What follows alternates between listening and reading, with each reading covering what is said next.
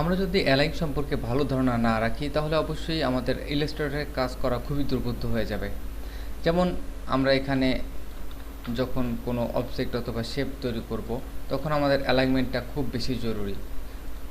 কিভাবে অ্যালাইন দিয়ে আপনি আপনার অবজেক্টকে সাজাতে পারেন সেটি নিয়ে এবার আলোচনা করছি। সবগুলো অবজেক্টকে সিলেক্ট করে আমরা আমাদের স্ট্রোক কালার নন করে দিই এবং এবার আসুন অ্যালাইন। এটি আমাদের লেফট হরিজোনাল অ্যালাইন, এটি আমাদের সেন্টার, এটি আমাদের রাইট অ্যালাইন। এই তিনটি যদি প্রথমে শিখতে হয় তাহলে খেয়াল করুন এখানে আমাদের অবজেক্ট আমরা এলোমেলো করে সাজিয়ে নিলাম এবং এই তিনটি অবজেক্টকে আপনি সিলেক্ট করলেন। প্রথমে আপনি লেফট অ্যালাইন করলেন এবং আনডু প্রেস করেন, এটি সব লেফট অ্যালাইন হবে।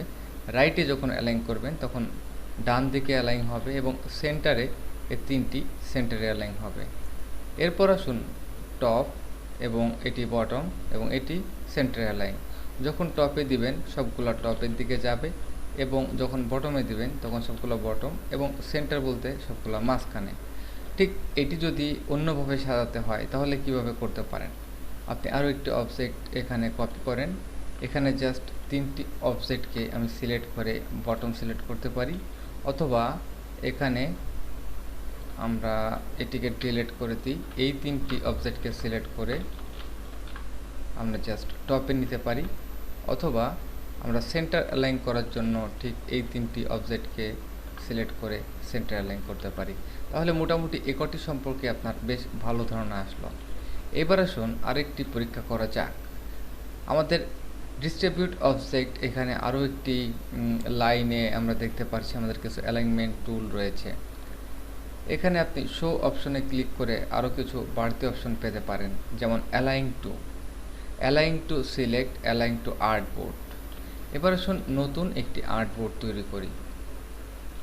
এই আর্টবোর্ডটি জাস্ট কোনো পরিমাপ ছাড়াই তৈরি করেছি। এবার যে কোনো একটি অবজেক্ট আমাদের আর্টবোর্ডে নিয়ে আসি। যখন আমরা অ্যালাইন টু আর্টবোর্ডে নিয়ে আসব তখন কি হয় আমরা দেখি।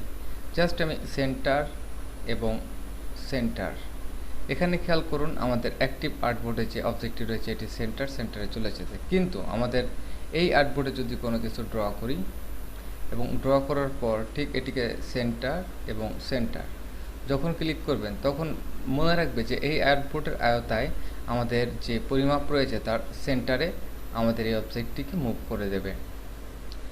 এবার আসুন আমাদের আর কিছু পরীক্ষা করা যাক। যেমন এখান থেকে রেক্টেঙ্গুলার টুলের মাধ্যমে আপনি কিছু এলোমেলো শেপ অঙ্কন করবেন, যেটির কোনো অ্যালাইনমেন্ট হয়তো আপনি ঠিক মতো না করেই অসম্পূর্ণ অবস্থায় রাখেন, বা আমি যেভাবে করলাম এভাবে আপনি করতে পারেন। এবার আসুন সবগুলো অবজেক্টকে আমরা সিলেক্ট করি। সিলেক্ট করার পর আমরা জাস্ট এটিকে অল্টার চেপে একটি কপি করি, একটি হরিজোনালি এবং একটি ভার্টিক্যালি আমরা এখানে সাজাই। এবার আসুন একটি অবজেক্টকে আমরা সিলেক্ট করি এবং এই অবজেক্টগুলোকে জাস্ট আমরা অ্যালাইন করতে পারি হরিজোনাল ডিস্ট্রিবিউট লেফট এবং এটি আমাদের জাস্ট হরিজোনাল ডিস্ট্রিবিউট সেন্টার এবং এটি আমাদের হরিজোনাল ডিস্ট্রিবিউট রাইট। এছাড়া আপনি ভার্টিক্যালি যদি করতে চান সেই ক্ষেত্রে অবশ্যই আপনি এখান থেকে জাস্ট অ্যালাইন সিলেক্ট করে এবার পরীক্ষা করে দেখুন। অ্যালাইন লেফট, অ্যালাইন সেন্টার এবং অ্যালাইন রাইট। ঠিক একইভাবে আপনি একটিকে সিলেক্ট করে আপনি এটি আমাদের ভার্টিক্যাল, এটি আমাদের হরিজোনাল। তো আমরা সবগুলাকে সিলেক্ট করি, align top, control Z for undo, align bottom এবং অ্যালাইন সেন্টার। খেয়াল করবেন যে প্রত্যেকটি দূরত্ব কিন্তু সেম অবস্থায়। যেমন আমরা এটিকে জাস্ট ডিলিট করি, এখান থেকে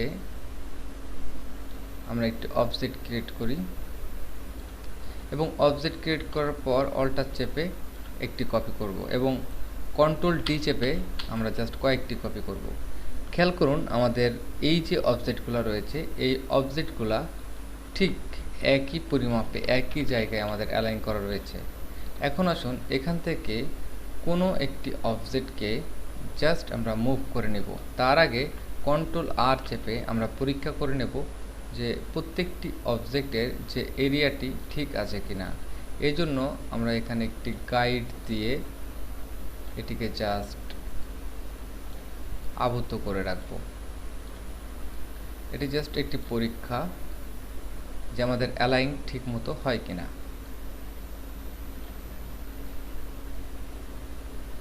সরি,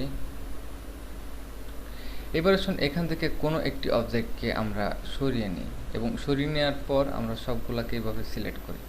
সিলেক্ট করার পর আপনি আবার অ্যালাইন সেন্টারে ক্লিক করুন। দেখুন এটি কিন্তু নির্দিষ্ট এরিয়া ছেড়ে অন্য একটি এরিয়ায় সবগুলাকে অ্যালাইন করেছে এবং সেন্টারে। এবং এবার অ্যালাইন আপনি টপ করেন, তাহলে খেয়াল করবেন যে বটম থেকে টপের দিকে কিছুটা সরে গেছে। এবং এবার অ্যালাইন আপনি বটম করেন। তো এইভাবে আপনি আপনার অবজেক্টকে মার্ক করে যে কোনো একটি অবজেক্টকে সরিয়ে নিতে পারেন একটু, তারপর সিলেক্ট করে এবার আপনি এটিকে জাস্ট অ্যালাইন টপ, বটম এবং সেন্টার। তো আমরা দেখতে পাচ্ছি যে আমাদের অবজেক্টের স্থান এখান থেকে চেঞ্জ হয়ে অন্য স্থানে চলে যায়, কিন্তু অ্যাকচুয়ালি আমাদের এরকম ধরনের পরিবর্তন করতে হয় যে অ্যালাইনমেন্ট খুব দ্রুত একটি লেভেলে আমাদের নিয়ে আসতে হয়। এই লেভেলটি হয়তো আপনার টপ, বটম অথবা সেন্টারে নেওয়া খুবই দ্রুত করার জন্য এই ডিস্ট্রিবিউট অবজেক্ট এই অপশনগুলো কাজ করে থাকে। তো যাই হোক, আমরা যথেষ্ট ভালো একটি ধারণা নিলাম অ্যালাইনমেন্ট নিয়ে। আশা করি সবাই মোটামুটি অঙ্কের অ্যালাইনমেন্ট আপনি করতে পারবেন।